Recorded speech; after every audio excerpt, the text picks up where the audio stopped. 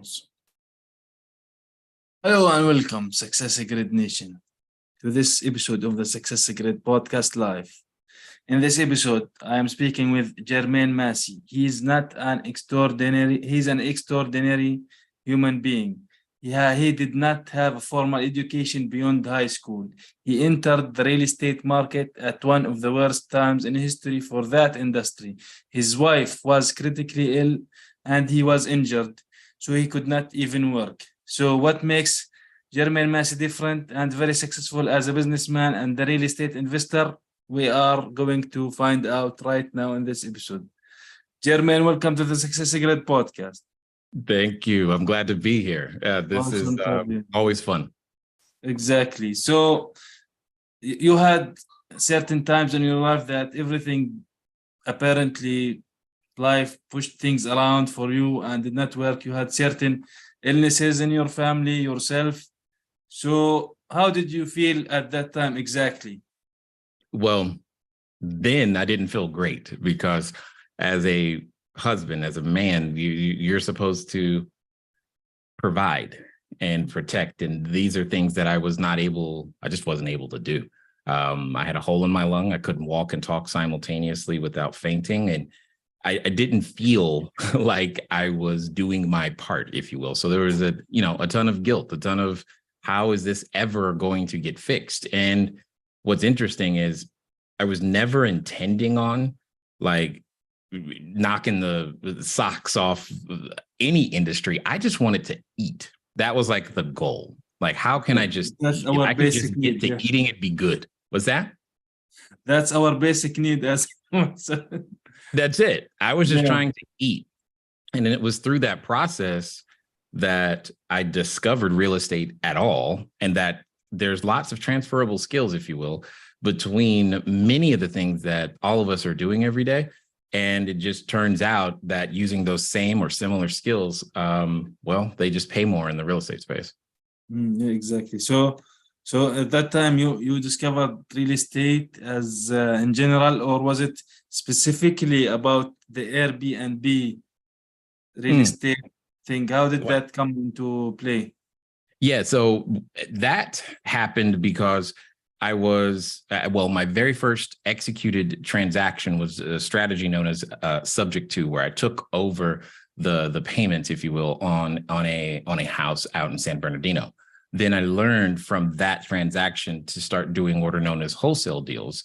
And that's a process of buying and selling really quickly, usually 72 hours or less. And I would earn between $2,000 and $26,000 per transaction.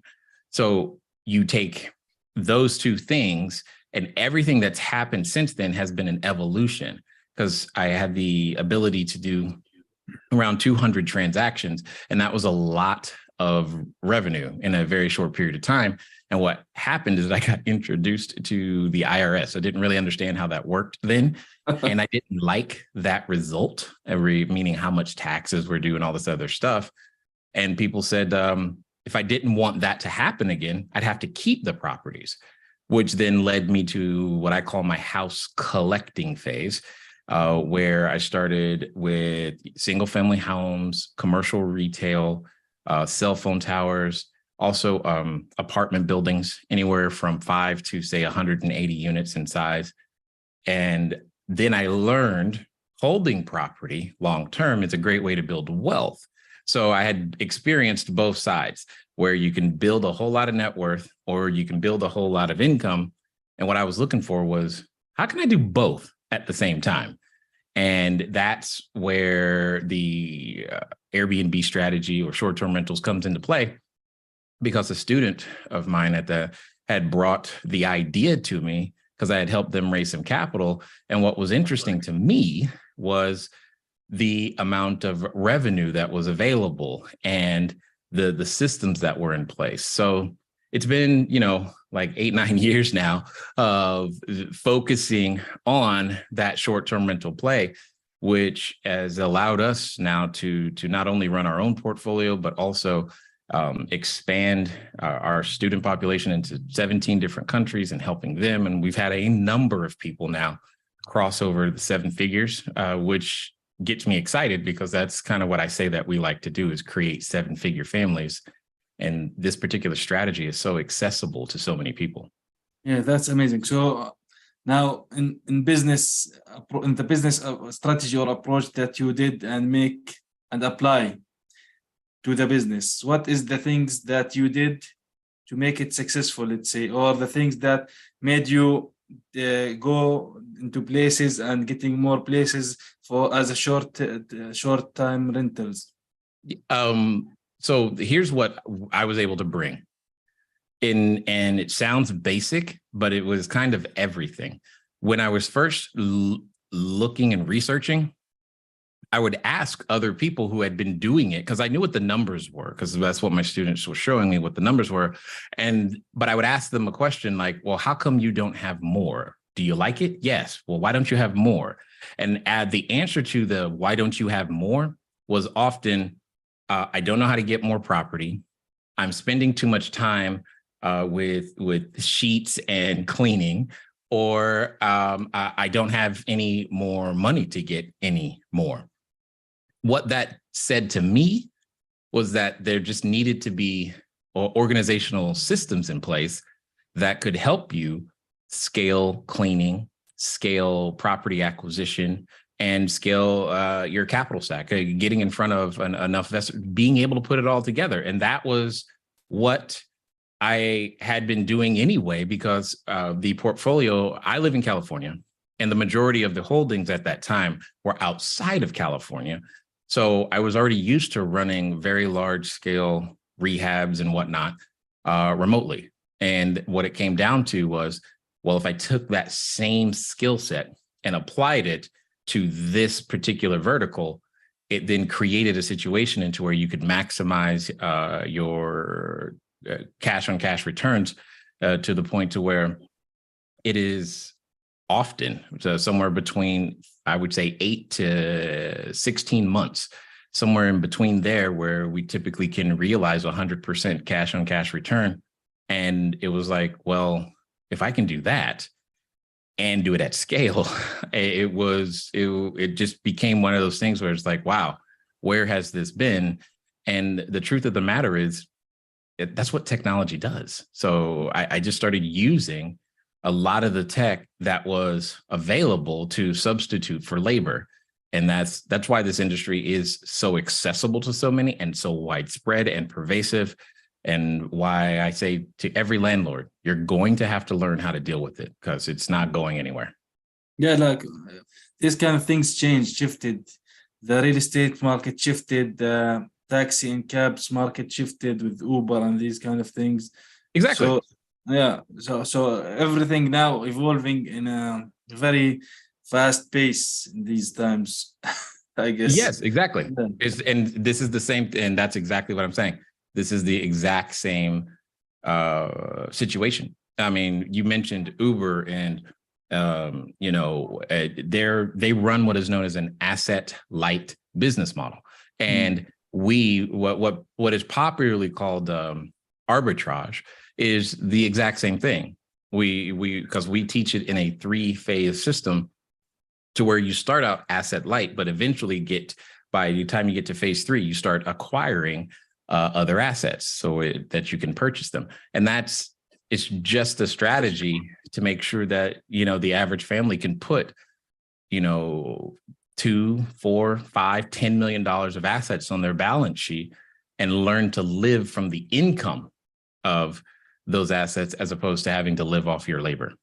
Yeah, exactly. So now, if we are going to be talking business in general, yes, what are the things that you look for to be, let's say, decisive to achieve what you are going to achieve, the goal that you set for yourself personally?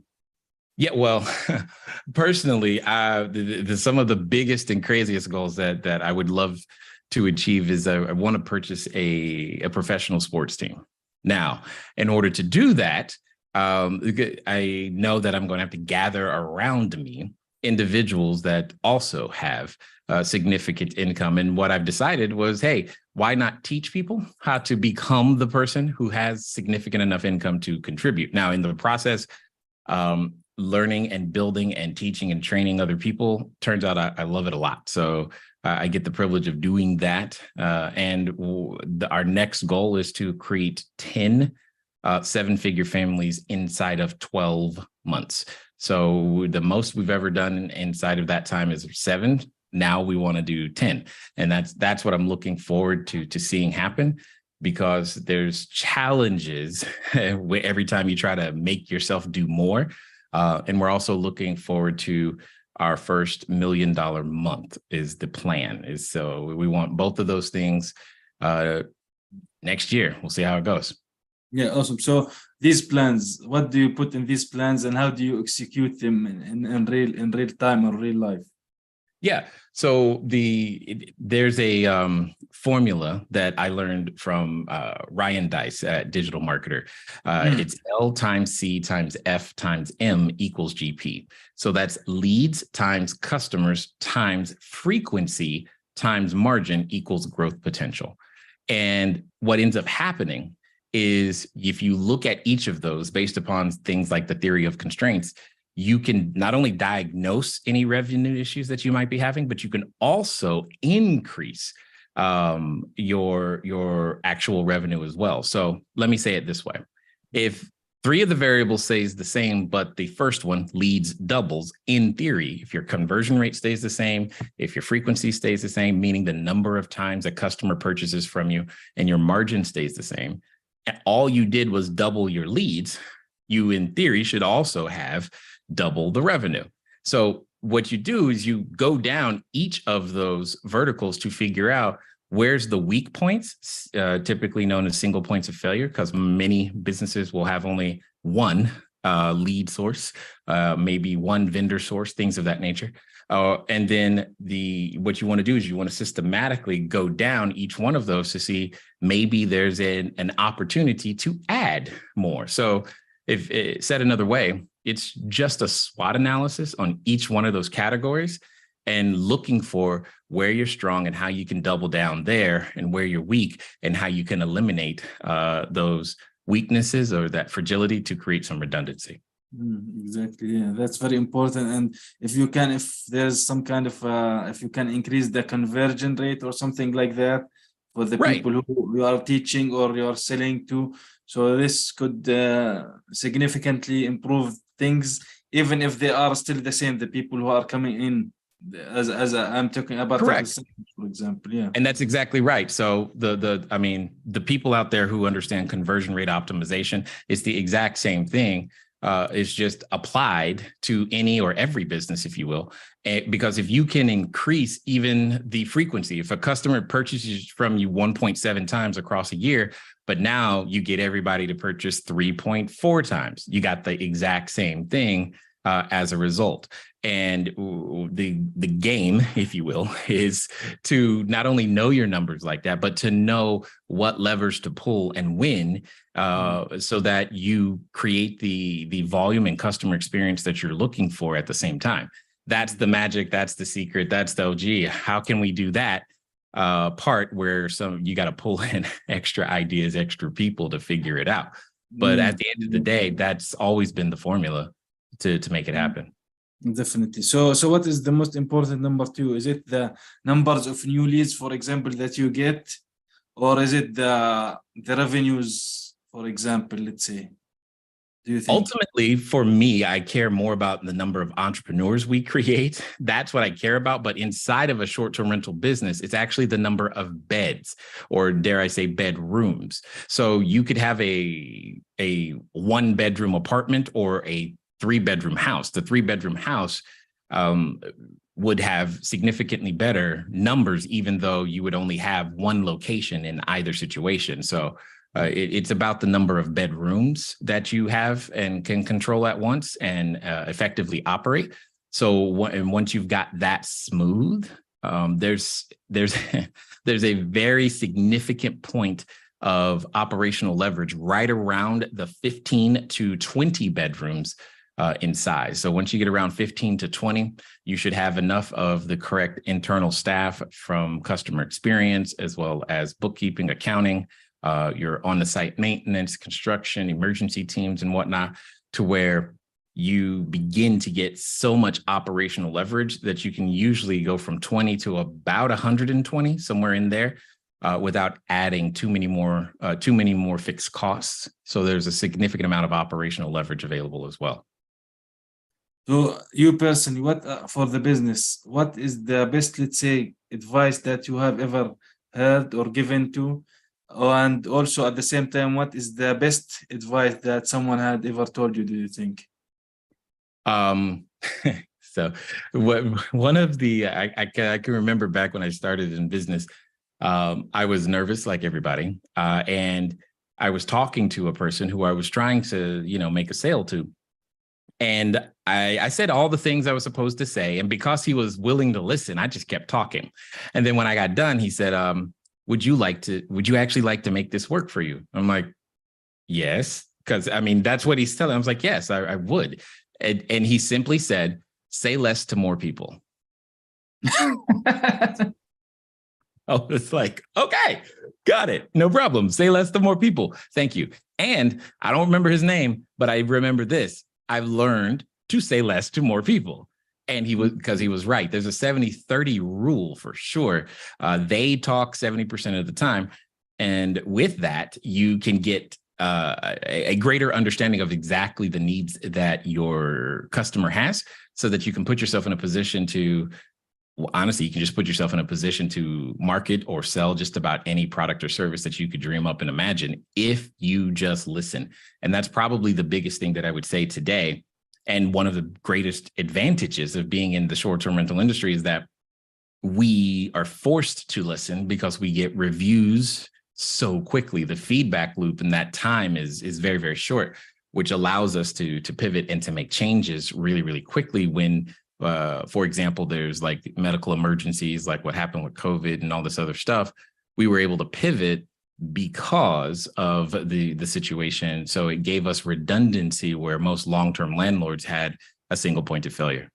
That's amazing. Like mentioned in sales, it's important also to listen, because the customer also wants to speak about certain things that they are, for example, bothering them if they knew about them, right? So you have to listen as a salesperson, not just also keep speaking all the time. That one thing. The other thing is that you mentioned reviews or testimonials from your customers.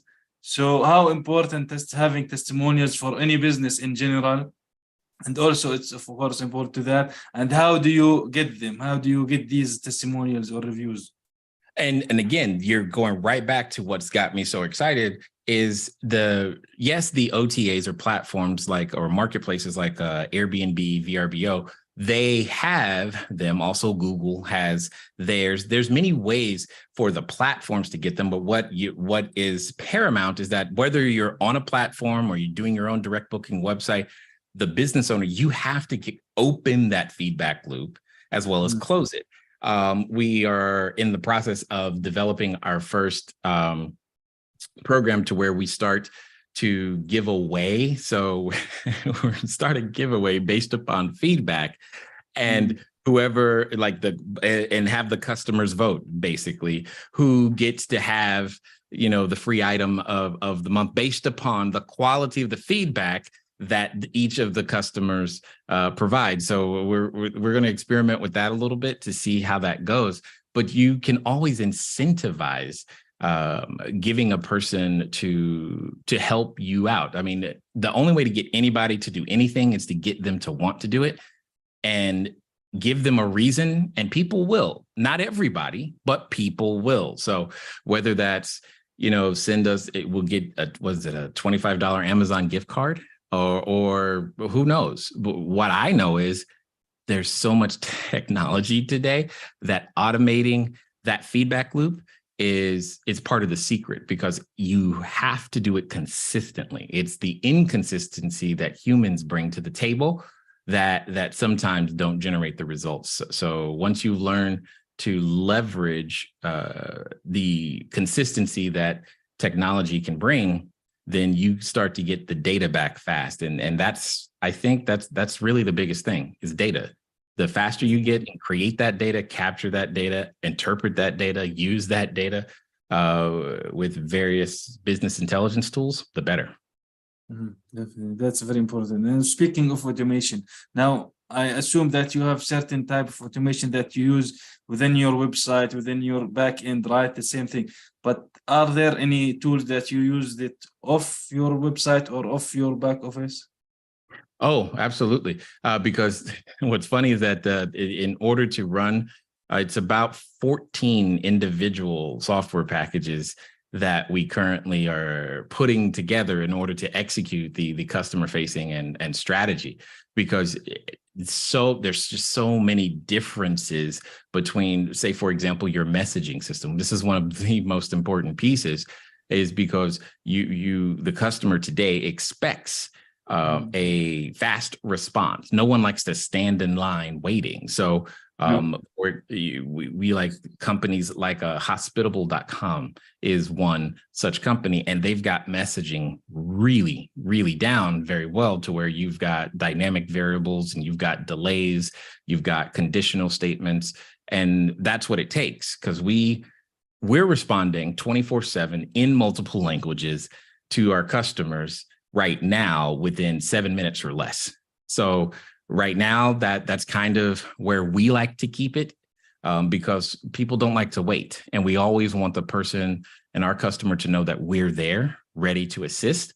And if you take too long, they just go to someone else. Exactly. Like the attention span nowadays on us people, all of us, most of us, let's say that of a fly or a mosquito. So Yeah, I don't know. maybe not even that long. Just depends. We want everything like right now. Yeah, exactly. No, yesterday. It's late by the time I've had the thought. I think I want this. It's late already. It's supposed to be here. That's typically how it goes at the moment. Yeah. So if someone comes to you and asks you that I want to start a business, and in general, or ask you, I want to start a Airbnb business, what would you say to them, and what would you advise them to do or not to do? Well, first, I'm going to ask them why, because not knowing why for a thing, taking off without understanding the destination, we do a lot of that as humans. So it's having clarity, and because this is what's key. Clarity leads to power, and it's the power to decide and the power to act. That's what it leads to. And if we don't get clear first, we start going down all kinds of paths that honestly don't serve us. So we should get clear first. We don't, but we should. So that's the very first and most important thing. As Simon Sinek would say, you got to start with why. Now, once that's clear, the second thing I'm going to be focused on is who do you want to serve? The biggest mistake that I keep seeing in the space is everyone, or many people, are trying to appeal to everyone, when the truth of the matter is, the narrower, the easier it is for a customer to make a decision, because that's what you're after. You're after helping someone make a decision that they want to stay at your property. And it's easier to do that when they feel that that property is marketed to them and made and built just for them, which means be specific. So we've done things like themes, if you will, Star Wars or Marvel or various Disney things, or coffee is probably by far one of our most popular. And what that means is, if someone doesn't like those things, they're going to say no. But if they do like those things, they're going to say absolutely yes. And you have to be that kind of polarizing in order to get the results that you're actually wanting. You need to drive them to an absolute no or an absolute yes. And by not doing that, by not being clear on who you want to serve, so many people are, they're just not making the revenue they could. Yeah, exactly. That's very important to have a clear and to be actually consistent and focused on the target and goal that you want to achieve. Because if you keep going around all the time, right and left, nothing will get achieved, and time will pass by without any end in sight, I think so. Yeah, and I mean all the way down to like the color palette that you're choosing inside of each location, because because it matters, right? And what you're choosing for an accent wall, that's assuming you're doing an accent wall, and how you title each of your listings and or the marketing that you have that goes out after the guest stays, or just all of the things matter. And we're just not paying attention because it's been so easy for a while, quote unquote. It's more of, it's been a lot of just be present and people will come, and the marketplace is maturing now, which I love. So it's going to get harder for people who don't specialize. And I think that's going to be a great thing. Yeah. Like I think some said that knowledge is power, but specialized knowledge is something that will actually get you the money, the revenues, these kind of things, because knowledge is out there. Basically, information, they're out there for free on google.com. So yeah. And if we don't get our act together, the robots are going to come and take over anyway. So, now every time I get an email about certain AI this, certain AI that, so everything is now turning into AI. Copywriting turning into AI, video creation turning into AI, everything is becoming AI. So I don't know what's not left for AI. So that's a good question. I guess we're going to see. Somebody will come up with something though. Yeah. So do you think that there's something I missed asking you about that you can add? Well, the need for short-term rentals, this is definitely something I want to make sure that everybody gets to hear, is that short-term rentals, especially in the United States, have been around since the United States Civil War period. So that's a long time ago. And they're not going anywhere. But more importantly, a number of publicly traded companies recently embraced the strategy such that their tenants now can use the place that they are currently renting out and also have it listed on Airbnb. That's a clue to where this whole industry is going. But it is, and let me tell you what it's not. It's not a sign that the market is saturated. And in fact, we can't get to that point until we have more ordinances, which many people currently are interpreting as a negative. But the truth of the matter is, you want the marketplace to be organized so that things like lending can come to the marketplace. Because when we have, again, the ordinances in place, you can then have lending, and behind lending, there should be a subsequent explosion, if you will, of that much more availability of supply. And every marketplace that I have had the privilege of looking at, which is a lot of them at this point, has a shortage of supply. So I just hope that, anyone listening takes the time to look at it, because we often say that we want to do better next year, or we're going to do better next week, or we're going to do better next month. And all I'm saying is consider getting started. The sooner, the better for you, because if nothing else, what you learn along the way will help you with whatever you decide to ultimately do. Exactly. So the best time to start is always, like you mentioned, is yesterday. Exactly. Yes. So Jermaine Massey, where can people get in touch with you if they want to learn more about you, about your business, how they can be involved in this? Absolutely. So we are at Cashflow Diary on all social media. So your TikTok, your Clubhouse, your Instagram, if you will. And what we are known for is helping people get started in the short-term rental space. So if that's something you're interested in, we have and produce what we call the blueprint. It is cashflowdiary.com/blueprint. That'll help you get your first short-term rental, which we're excited about, obviously, so that you can get into this space and begin to get a taste of it and hopefully grow from there. Awesome. Well, thank you for being here today with me on this episode of the SuccessGrid podcast. Amazing insights in the short time rentals and Airbnb housing. Yes. These things that change the world are amazing, and hopefully with time also we are going to be seeing a lot more of these different new things that will change people's lives when they are actually I don't want to sitting at home, but they can do it from home. So sometimes. Yes, absolutely. Totally Yeah, understood. The world is yeah, changing and it's changing fast. yeah, exactly. Thank you. You're welcome.